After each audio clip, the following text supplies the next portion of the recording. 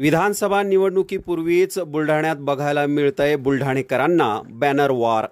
Banner लावणारे तेच 15 दिवसानंतर ते आमदार दिसणार नाहीत।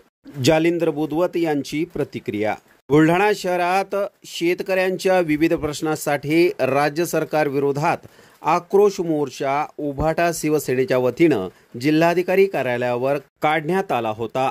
या मोर्चात असंख्य निष्ठावंत शिवसैनिक व शेतकरी सहभागी झाले होते। मोर्चाच्या आदल्या दिवशी रात्रीच बुलढाणा शहरात समस्त बुलढाणेकरांच्या वतीने चौकात काळ्या अक्षरामध्ये बॅनर लावण्यात आले आहेत।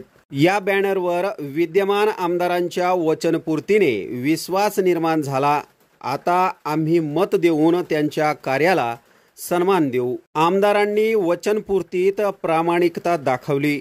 आता आमची वेळ आहे मत देऊन त्यांचं काम उंचवण्याची। भविष्यात अशाच विकासाची अपेक्षा समस्त बुलढाणेकर।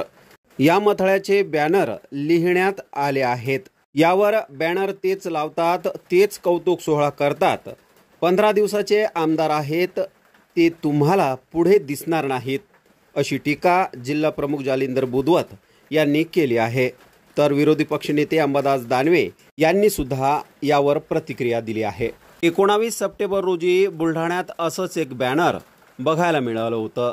त्यावर लोकशाही विरुद्ध हुकुमशाही, जीत सदैव लोकशाहीची असा मजकूर लिहिलेलं बॅनर चौकात बघायला मिळालं होतं। यावरून भविष्यात आता बॅनर वॉर सुरू झालंय की काय असा प्रश्न बुलढाणेकरांच्या मनात उपस्थित झाला आहे।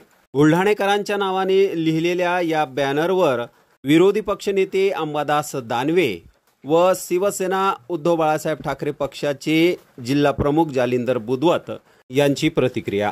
बॅनर लावणारे तेच बॅनर तेच लावतात, तेच कौतुक करतात, तेच सोहळा करतात। 15 दिवसाचे आमदार आहेत ते तुम्हाला पुन्हा दिसणार नाही। ह्याच्यात मी एक ऍड करतो याचा अर्थ स्वतः आणि सगळ्यात चांगलं त्यांनी एक छान केलेलं आहे, मला ते आवडलं। काळ्या अक्षरात आहे म्हणजे त्यांचं काळं तोंड होणार आहे, लक्षात ठेवा।